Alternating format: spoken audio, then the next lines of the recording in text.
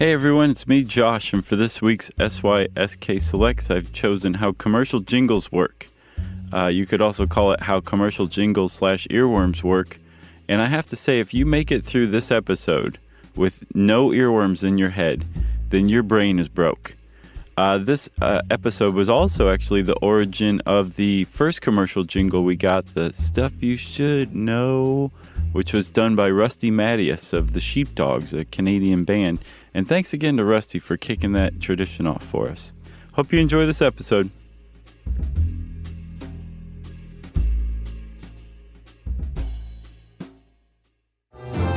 Welcome to Stuff You Should Know from HowStuffWorks.com.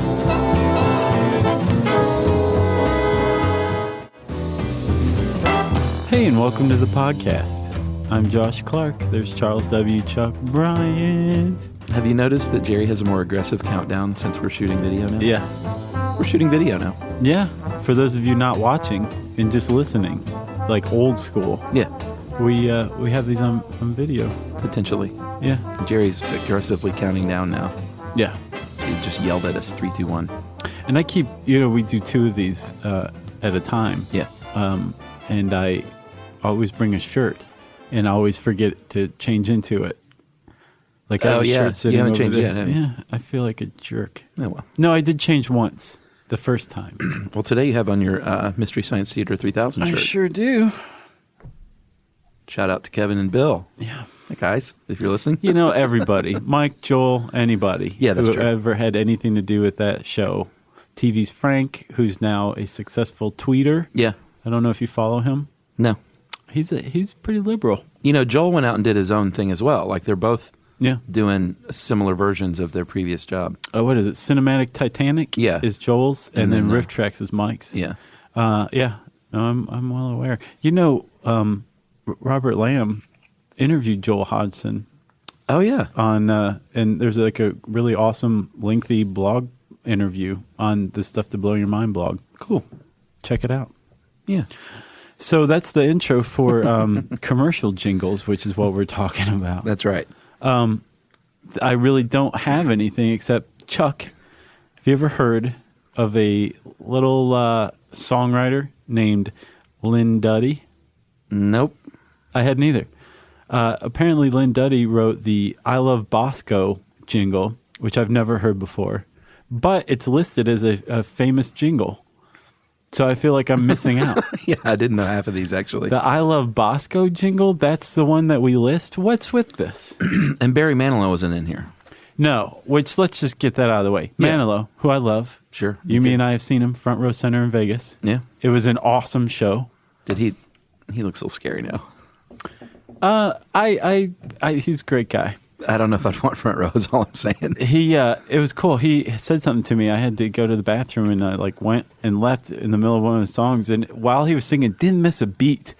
He says to my back, "Don't leave now. It gets better."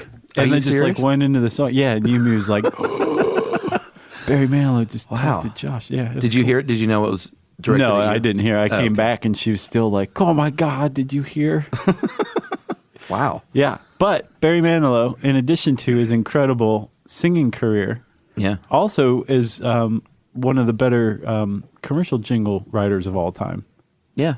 Performed and co-wrote jingles like A Good Neighbor, State Farm is there. That's a big one, man. They're still using that. Stuck on the Band-Aid because the Band-Aid stuck on me. That's or you. Huge. Grab a Bucket of Chicken. I haven't heard that one. Grab a bucket of chicken. It was like 70s. Yeah. Yeah. And that was for KFC, obviously. And You Deserve a Break today at McDonald's. Yeah. Big one. Yep. And he apparently recently did one for Dodge. I saw. I hadn't heard it either, yeah. Randy Newman, obviously. He writes whatever pays the most. Right. He wrote a bunch back in the day. And then this guy, Jim Brickman, who made quite a name for himself with ads like, "We are Flintstones kids." Oh, yeah. Yeah. For the vitamins? Mm-hmm. I used to love those, but every once in a while my mom would just buy the cheaper knockoff ones. Yeah. And the difference in taste was awful. So there was this spell where she would find like sticky knockoff Flintstone vitamins like in my Lincoln Logs. Yeah. Just stuck to things because I'd just be like, ugh. Oh, and it would stick to it. Yeah, I'd just put it in my Lincoln Logs because I guess throwing it away was too difficult. Yeah, that's pretty good. But yeah. And then, of course, Lynn Duddy. And Lynn Duddy. And Brickman's other big one was GE. We bring good things to light. Do you know how rich these people must be if they had even just a halfway decent agent? Well, it points out in this article, I don't know if it's still the case, but if you wrote the jingle, you own the rights to it. I know. I don't know if that's still, it seems like it should be. I guarantee you Manilow owns the rights to the ones that he wrote. He didn't need to tour. No. But he still does, although he likes to cancel once in a while. He just came, I had tickets for his Atlanta show. Oh, really? He just canceled it. Canceled. I'm not playing. Sorry. Huh. Day he's of. all right. Oh, really? Yeah. That's pretty lame. Yeah, I thought so too. Well, I hope he's all right. I was really into Barry Manilow when I was a kid. I know. For someone who ended up being like fairly cool with my music taste. Hey, I've got great music taste too, and I love Manilow. Oh, yeah. No, I'm just saying. All right. Let's get into this. Okay, so Chuck, what is a commercial jingle? It's one of these things that, anybody can define it, but it's actually a little specific. Yeah. Well, it is a song or a snippet All right. of a hopefully memorable melody written about a product. Right. And that's the original jingle. We'll get into how it's changed over the years. Right. So it can have just about anything in it, like a slogan, like a good neighbor State Farm is there. Yeah. It can have a phone number, like 800-588-2300. Empire. Today. Yeah. Good going. It can have call letters, like NBC. Yeah, that is, I looked into that. That is what they now call audio branding or an audio logo. Okay. Like the sound your computer makes when you open it. Oh, yeah. You know, Yeah. Apple has theirs, PCs have theirs. Or the ding, ding, ding from NBC, like you just said. Mm-hmm. But that's a big business now. Or CBS. That jingle. Like, who can ever get rid of that one once it's in your head? But that's a new thing. Like, that's even more specific now than jingles are what they call audio branding. Like, Man, every time I hear the word branding, I know. a little piece of me dies. Great. But the dude from the Human League, remember that band? Yeah, yeah. He has a company now that's like getting rich doing this. Oh, yeah? Yeah, basically, it's a little more complex than a jingle because they're trying to capture like the essence of your brand with a few notes, maybe. Mm-hmm. Or in the case of like an LG dryer, instead of hearing at the end, Right. it plays this little melody. It's like, laundry's done. No, what is that? No, it's a little melody, like a little dinging, chiming melody. Who was it that wrote the Yahoo one? Yahoo. Oh man, who was that? We were just talking about that recently. Oh, it was the guy who wrote. Oh man, I can't remember. Sorry. Oh well, Somebody write in. it was in a previous podcast. Yeah. That's less than 2 months old. Yeah. It's all gone now. Yep. All right. So anyway, that's audio branding. But We left out one other part of a jingle. It can also tout the benefits of a product. yeah, especially back in the day, that was huge. Like, you'll wonder where the yellow went when you brush your teeth with Pepsodent. Really? You're not familiar? No, Oh, yeah. I remember the Crest Patrol. Yeah. We make holes in teeth. Remember that? No. Oh man, I wish I would look this stuff up. In the 70s, there was the cartoon of the Crest. I remember that. Yeah, and then there were the Yuck Mouse, who were the bad people in that. I don't remember that. The enemies were the ones we make holes in teeth. Oh, okay. And that's who the cavity creeps. I know they're the cavity creeps. Nice. Wow. All right, I'm firing on all cylinders. You know, I remember being in like third grade, I think, and we got a bunch of promotional materials from the Crest Patrol, and it included a play of which I was, I think, a toothbrush. Oh, really? Talk about infiltrating schools. Yeah, seriously. Like, we put on a play about the Crest Patrol I know. in school. Wow, that is weird. It's a little weird. So, Chuck, jingles, they've been around since the Egyptians, as I understand it. That is not true. Technically, it is true because the Egyptians were around in the 1930s. Oh. Funny guy. Christmas Eve, 1926. They have credited the Wheaties Quartet was singing about the Wheaties breakfast cereal as being the first, appropriately enough, first ever jingle. And apparently Wheaties was in pretty bad shape, and they were even going to get rid of it until they noticed that in markets where they were playing this song on the radio, Wheaties picked up. And they said, hey, maybe this Jingles, maybe it's got something to it. They probably didn't call it a jingle at the time. Yeah. And then they put it nationwide, and Wheaties was saved. Yeah. Did you listen to it? No. Is it pretty bad? No, it's great. It sounds like the B Sharps. It's barbershop quartet. It sounds like Baby on Board. Yeah. Except they're singing about Wheaties. So that whole Wheaties thing is pretty well established, but some still dispute it. And it depends on how you look at what a jingle is. Yeah. Whether that's the first one or not. But there's a song that was written in 1905 called In My Merry Oldsmobile by Gus Edwards and Vincent Bryan. And I didn't realize that people were named Vincent back in like 1905. Does that seem like a modern name to you? Seems more like 1940s to 1970s maybe. Huh. Maybe. There's a website that charts popularity of names in a graph. I believe that. I bet you Vincent's pretty low back then. But those two guys made In My Merry Oldsmobile, and Oldsmobile used it in the 30s, but it wasn't originally recorded or written for Oldsmobile to use. I think the guys just really liked their Oldsmobile. Oh, really? And so the author of this article, Tim Faulkner, points out that you'd probably more accurately call it the first pop song licensed for commercial use. Oh, okay, that makes more sense. So it's technically not a jingle, so the Wheaties Quartet still stands. Right. Christmas Eve, 1926, Minneapolis, Minnesota. Is there any place more desolate than? Hey, it worked. Yeah. Because we still have Wheaties today.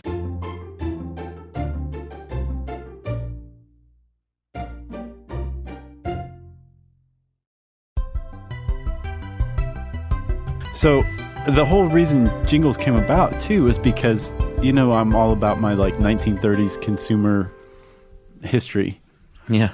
And, in the 30s, consumer protection was, way stronger. And one of the things was direct advertising was very strict. That's so funny now. Yeah. Because it's so, no holds barred now. Australia's, going to town, preventing direct marketing to kids. Oh, really? Yeah, they're really protecting their kids. Oh, cool. It is very cool. But, just beer. You can only market beer. Right, exactly. Do you remember when there used to be, cigarette ads? And oh, yeah. Cutty Sark ads and things like that? It's funny to look through if you go, to antique places and they have Old Life magazine and stuff. You just look through the ads and it's like, these happy people slowly killing themselves. Right, with merits. Yep. But in the 30s, if you wanted to get an ad on the radio, you pretty much had to buy some time, yeah, a half hour or an hour, and put on a program. And hence we have things like the King Biscuit Flour Hour. Oh, yeah. Or the General Motors car thriller mysteries. Right. Whatever. And at first I think it was really boring and dull and dumb, and they figured out that consumers were a little more savvy and were not really willing to share their time for something that's just an ad, like an infomercial. Right. So they started to make things like The Shadow and Little Orphan Annie. Yeah. And they made them so they could advertise, but eventually it gave us radio programming, and then ultimately TV programming, as we understand it today. We're basically born out of this desire to advertise to radio listeners in the 30s. Pretty cool. Yeah. And I didn't realize this, or I realized, I guess, but it's just hard to imagine these days because advertising is so all over the place. Mm-hmm. But back then, you had direct to consumer sales, one-on-one. You go to a store, or you have a traveling salesman come to your house to sell a vacuum cleaner or whatever. And the ads back in the day kind of bore that out. They were basically real matter-of-fact and kind of dry and really just bullet pointed how our product is better than the other. Right, exactly. It's very boring, very dry. Our spats are better than our competitors' spats because they're made with virgin baby goat skin. That's right. But with the popularity of radio, things changed, and they realized that jingles could make a real impact, And they did. Because it's music. As the Wheaties Quartet proved pretty early on. And just right out of the gate, people started really paying attention to this, and they brought the field of psychology in. And psychology started cranking out books that basically guided advertisers and companies on how to reach these audiences, like who's listening when, and like how to talk to them. And but it just basically exploded overnight, and it was all largely thanks to the jingle. Yeah, and the early on, and I think it still holds true today. If you want to be a successful jingle, it's got to be very simple. Yeah, you got to have repetition. Yep. You got to have rhyming is good. It is, because it helps stick in your head a little more. And before you know it, it's become part of your consciousness for like life. Yeah. Like they point out here in the article, the Oscar Mayer Baloney song. Mm-hmm. Like anyone who grew up in the 70s can sing that word for word today, unless you just weren't paying attention as a kid. Do you want to sing a little of it? Well, no. Do you? No. My baloney has a first name. It's OSCAR. Yeah. And the plop, plop, fizz, fizz, oh, what a relief it is. Like, right. These things get burned into the collective consciousness, basically. Or Costanza. What's that? From Seinfeld. Remember, like, George gets a girlfriend because he associates his name with that by Menon. Oh, really? But he goes Costanza, and the woman doesn't even like him, but she can't get him out of her head because that Costanza's in there, which you would call an earworm. Yeah, which we've talked about. It feels like before, right? I think so, but we may as well talk about the Ohrwurm. Is that how you pronounce it? In German, it's Ohrwurm. Yeah, and everyone knows it. What an earworm is? It's when a song or a part of a song gets stuck in your head. Sometimes inexplicably, something weird got stuck in your head. Like you wake up in the morning and the song is in your head. Yeah. You hadn't heard it in weeks, months, years, who knows, but it's just there. And they don't really know how it works either.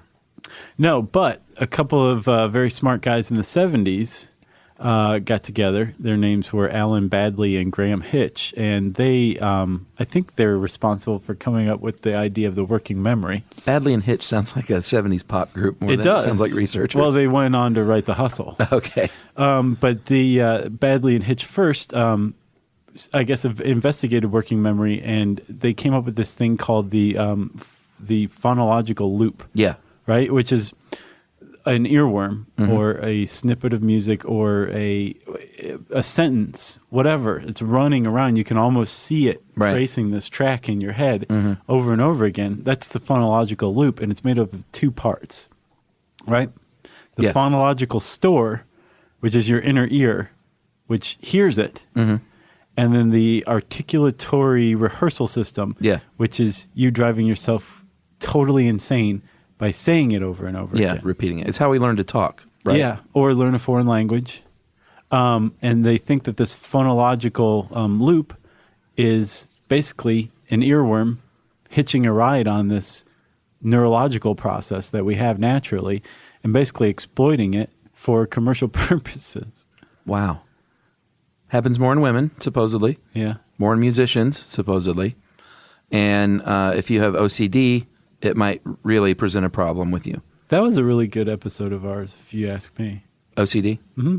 Remember you talked about David Sedaris licks light switches, I think? Yeah, in his book he did. I don't know if that's real. Yeah. I think it is, though. How to get rid of an earworm.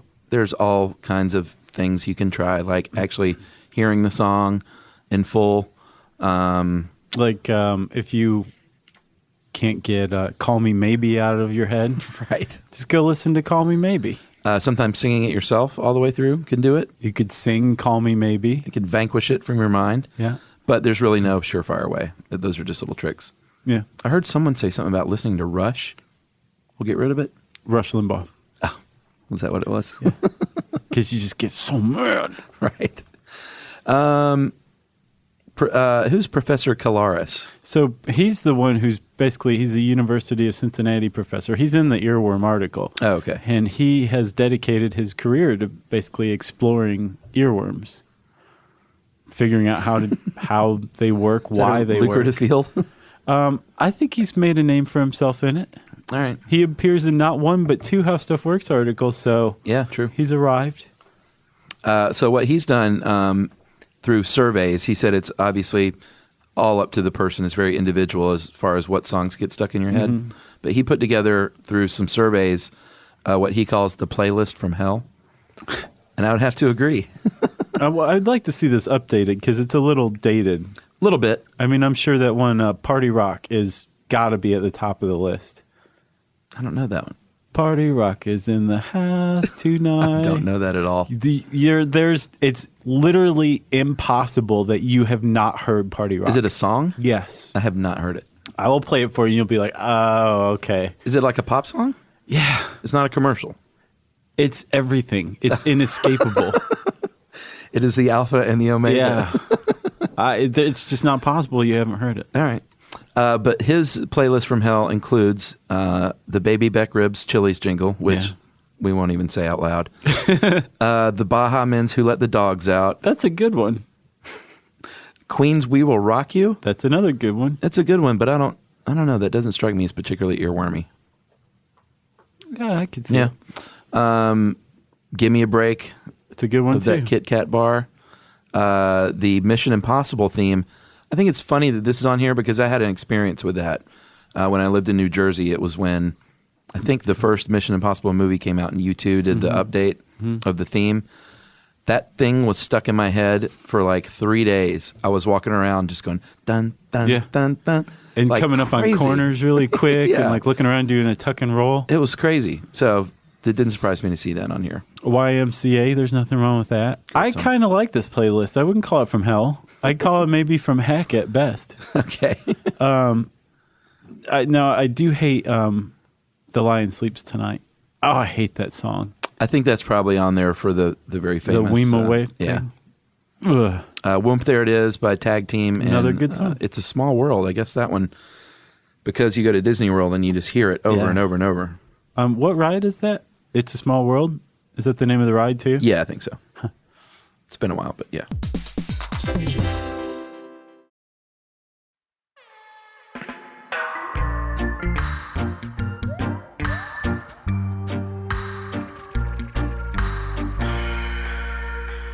So, there's still plenty of jingles out there. I'm trying to think of a new jingle.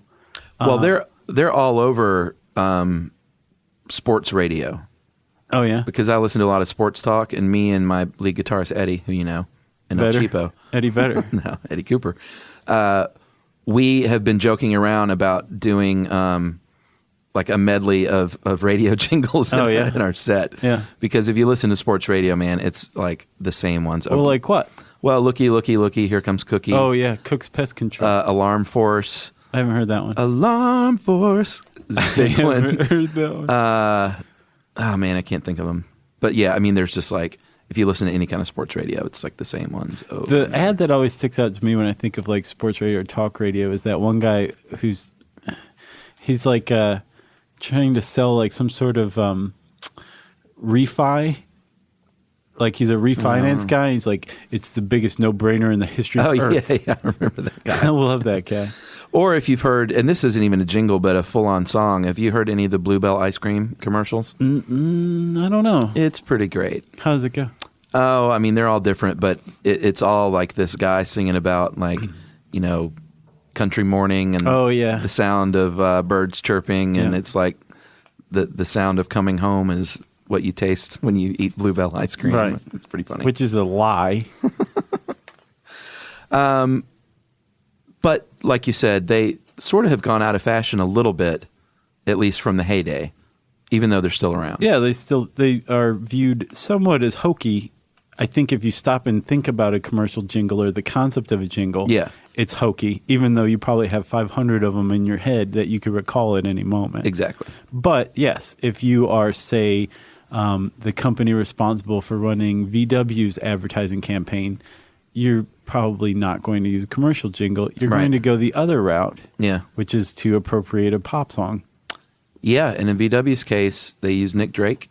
Which great one. The song Pink Moon. Yeah, that's how I came to find out who Nick Drake was. That's how a lot of people came to find out. And that's what the article points out, is a lot of times they can resuscitate careers. Yeah. Although in his case he passed away, but he definitely like was way more popular after that commercial than he was before. Yeah. Stereolab was also VW. Yeah. who else? Well, I don't think they needed any help, but it was like a perfect fit. The Polyphonic Spree. Oh yeah, They had their I can't remember the name of the song. It was like their huge Yeah. hit. That was on a VW commercial, like when VW first came out with the new Beetle. Hey, and shout out to Toby, right? Yeah, Toby. He was in the Polyphonic Spree. He's shooting a feature film right now. Oh, really? Yeah. Wow. In Louisiana. Like, he's shooting it.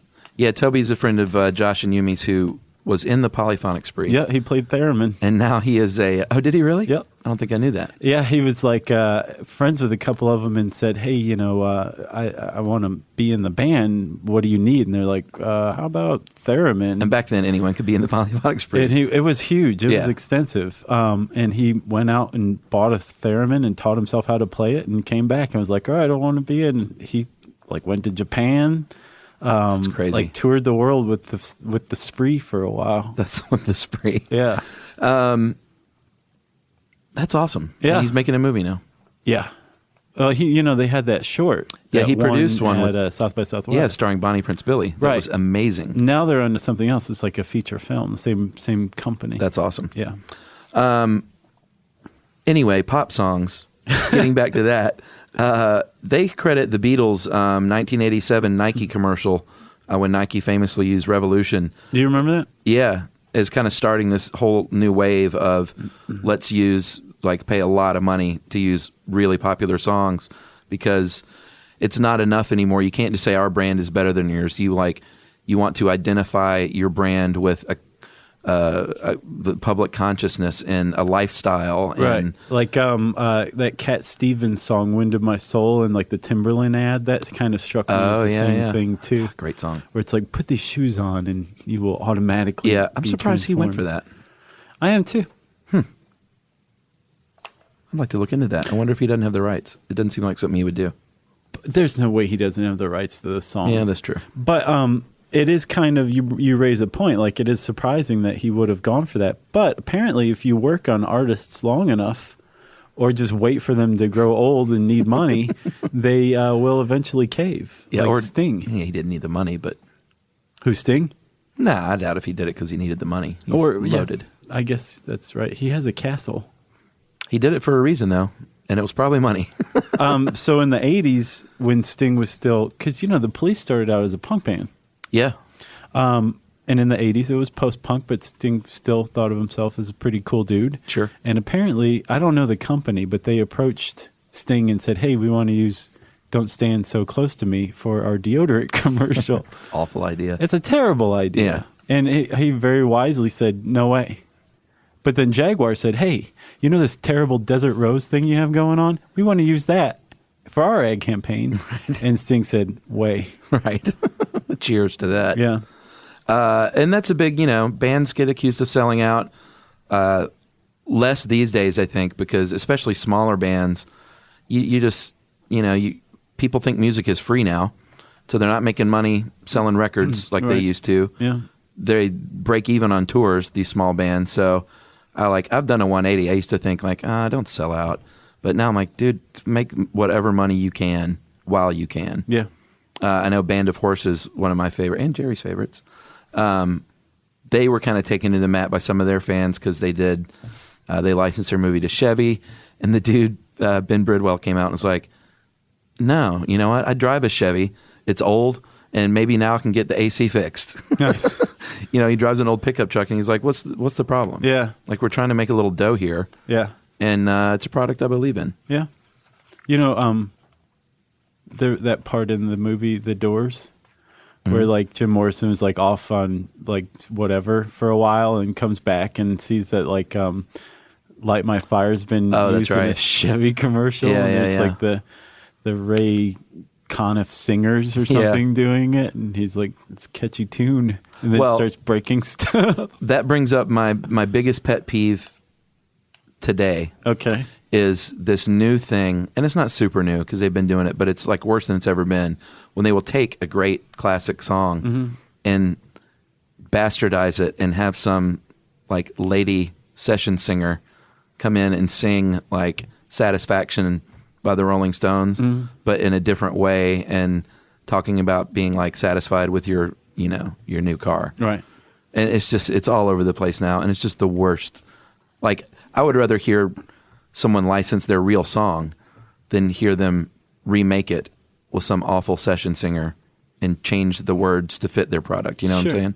But then that corporation would take the Ben Bradwell stance and Ben be Bridwell, yeah. Ben what? Bridwell. Ben Bridwell stance and be like, hey man, we got to make our quarterly earnings. Yeah, that's true. You know?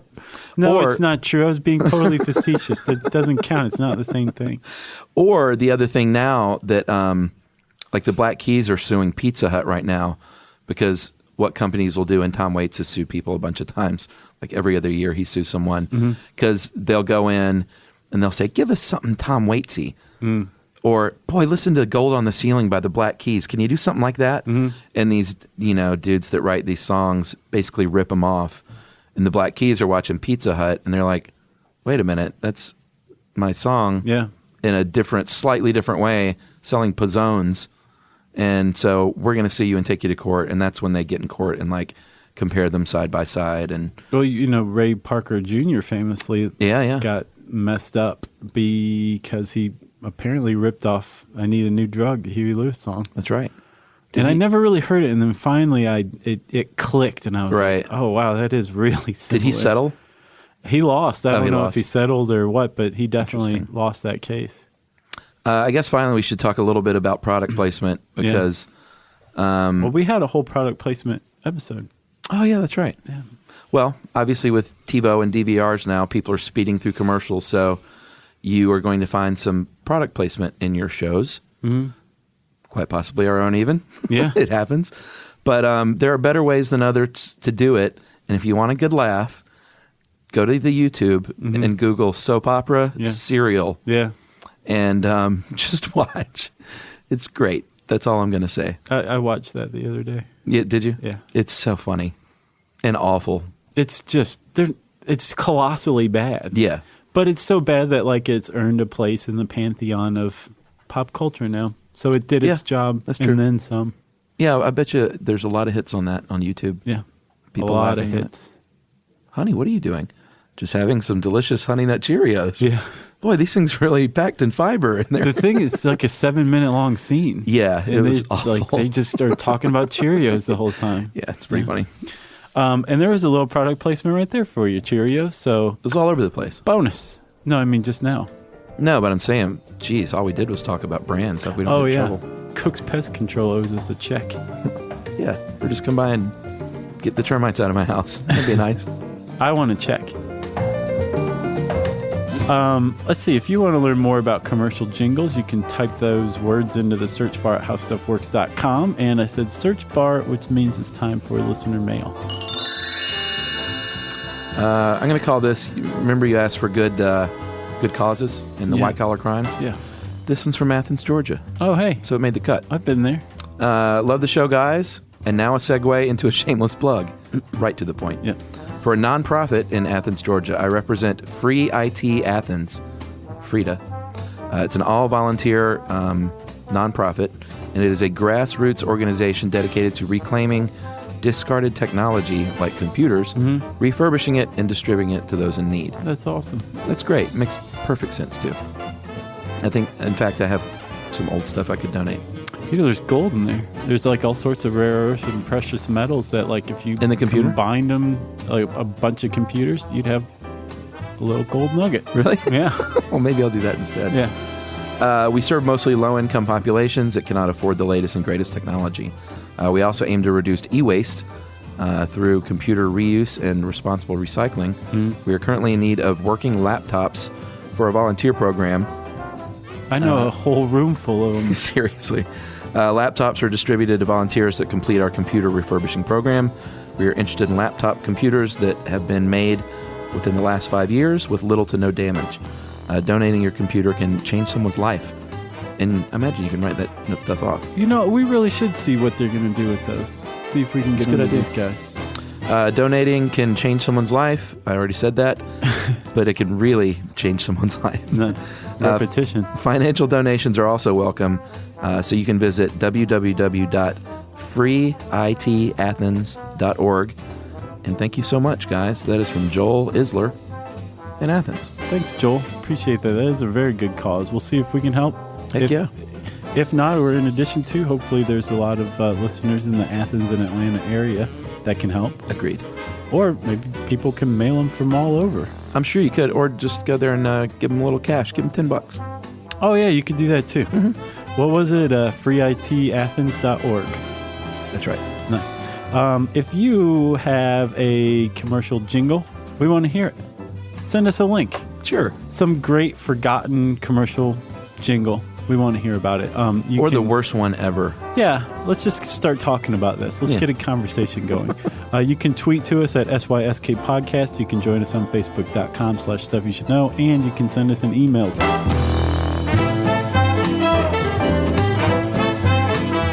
For more on this and thousands of other topics, visit howstuffworks.com.